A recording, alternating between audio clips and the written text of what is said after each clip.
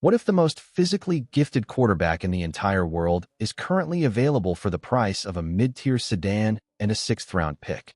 Everyone is obsessing over Malik Willis, but there is a 6 feet 4 inches, 245-pound athletic freak with a rocket launcher for an arm waiting for a $5 million plane ticket to South Beach, and his name is Anthony Richardson. If Miami wants to stop playing it safe and finally take a massive, franchise-altering swing on a guy who hasn't had a fair shake, this is the only move that makes sense. Before we get into the absolute chaos that would be an Anthony Richardson era in Miami, do me a huge favor. Hit that like button, share this video with every Dolphins fan you know, and subscribe so you're always in the loop on the future of this team. I need to ask you something right out of the gate, and I want you to be honest with yourself here.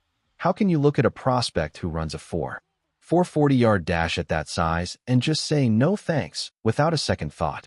I know exactly what the critics and the film junkies are going to say. They're going to pull up the tape from his time in Indy and show you the ugly side of the moon. And trust me, I'm not here to sugarcoat it. It has been messy. At times, it's been downright painful to watch. We're talking about massive accuracy issues, footwork that looks like he's walking on ice, and a tendency to struggle when the field starts shrinking. But here is the absolute shocker that no one is talking about. Despite all the noise and the benching, Anthony Richardson is actually a winning quarterback. Believe it or not, the man is 8-7 in his 15 career starts. Think about that for a second. In 3 years, he has only started 15 games. We haven't even seen the tip of the iceberg yet, and his ability to absolutely wreck a defense with his legs can mask almost every passing flaw while he learns how to be a pro. Question of the day. If you are the GM of the Miami Dolphins today, do you pull the trigger on a trade for Anthony Richardson, or are the injury risks and accuracy issues just too much of a nightmare? Type Y for yes or N for no in the comments right now. I want to see the vibe of the room on this one. Now, let's get into the nitty-gritty of why this works, especially as we sit here in 2026 looking at the financial wreckage of this roster. The reality in Miami is tight. We are talking negative $20 million in cap space, depending on which expert you ask. We don't have the luxury of market value signings. We have to go bargain hunting in the clearance aisle, and Richardson is the ultimate blue light special. Because his original signing bonus stays on the books in Indianapolis, he would only cost Miami roughly $3 million in base salary and roster bonuses for the 2026 season. That is pocket change. We're talking about a guy with Cam Newton-level physical traits for the price of a backup punter. And the trade cost. It's even better. We aren't talking about first-round picks or even second-rounders. We are talking about a day 3 flyer. A 6th-round pick or a simple late-round swap gets this deal done tomorrow. It costs you next to nothing to bring him in, and it costs you next to nothing to pay him while you see what you've got. Imagine the electricity in training camp this August. You have a young, highly touted guy like Quinn Ewers coming in, and you drop Anthony Richardson right into the middle of that room. It's a literal win-win scenario for the organization. Option A. Richardson finally puts it all together under a new staff, realizes that top 5 potential we all saw coming out of Florida, and suddenly you have your franchise quarterback for the next decade. Option B. He struggles, the accuracy doesn't improve, and the team hits a rough patch, which leads you straight to a top 3 pick in the 2027 draft to grab the next savior. There is no losing here. We have seen the quarterback rehab model work wonders across the league in just the last few years. Look at Sam Darnold, a guy who was laughed out of New York and Carolina, leading the Seahawks to 14 wins and a Super Bowl run after sitting behind Brock Purdy and learning from the best. Look at Baker Mayfield's resurgence. Look at Daniel Jones finding a second life. Sometimes, a player doesn't fail an organization. The organization fails the player. A change in scenery, a fresh offensive philosophy, and a coaching staff that actually believes in his traits could be the exact spark that turns Richardson from a draft bust into a perennial Pro Bowler. I know a lot of you are screaming Malik Willis at your screens right now, and I hear you. I've been on the record saying I like Willis. He's talented, he's shown growth, and for the right price, I'd be thrilled to see him in a Dolphins jersey. But let's look at the 2026 landscape objectively.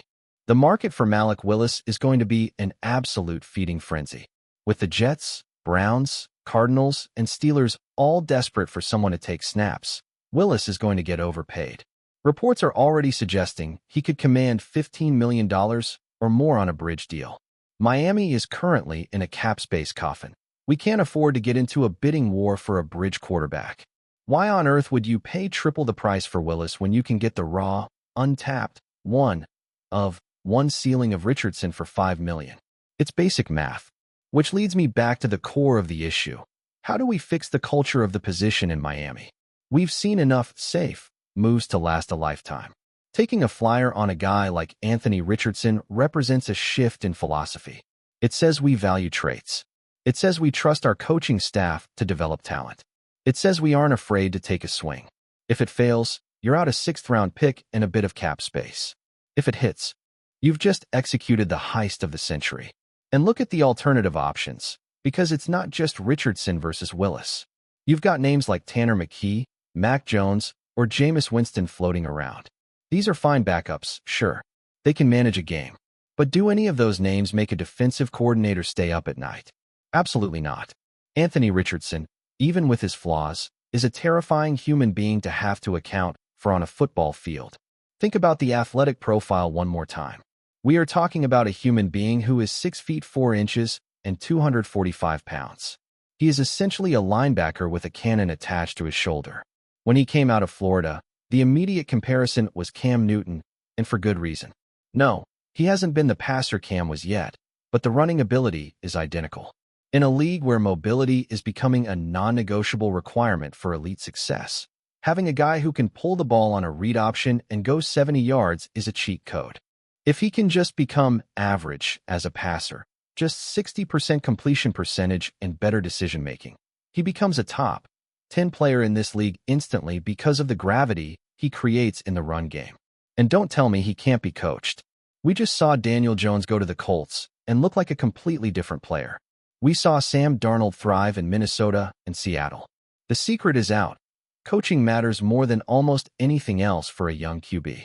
If Miami brings in a staff that builds a system around what Richardson can do, rather than forcing him to be something he's not, the sky is the limit. I want to know what you think about the risk versus reward here. Is a sixth-round pick too much to give up for a guy who might not ever figure out his footwork? Or is the potential for a superstar too great to pass up? We've seen this story before. Teams pass on a guy because of mechanics, and 2 years later he's torching the league in a different jersey. I don't want that to be us. I want Miami to be the team that finally unlocks the beast. Whether it's Richardson, Willis, or even a veteran like Mitch Trubisky coming in to provide some steady backup play, the 2026 offseason is going to be a turning point for this franchise. We are at a crossroads. We can continue to tread water with mid-level veterans, or we can take the gamble of a lifetime. For my money, give me the guy who can jump over a defender and throw the ball 70 yards flat-footed. Give me the upside. Give me Anthony Richardson. We're going to be tracking this trade market every single day as we get closer to the draft and free agency. There are going to be rumors, there are going to be smoke screens, and there is going to be a lot of talk about who is the right fit. But at the end of the day, it comes down to value and ceiling. No one, and I mean no one, has a higher ceiling in this price range than Richardson. It's time to stop being afraid of the bust label and start chasing greatness. Make sure you're subscribed so you don't miss the next update, because things are about to get very interesting in Miami. We've got more targets to talk about, more cap moves to break down, and a whole lot of football to analyze as we head into this new era. The conversation doesn't stop here, though. Head down to the comments and let me hear your thoughts on the Richardson trade. Is it a genius move or a disaster waiting to happen? I'll be down there responding to as many of you as I can. Let's get after it.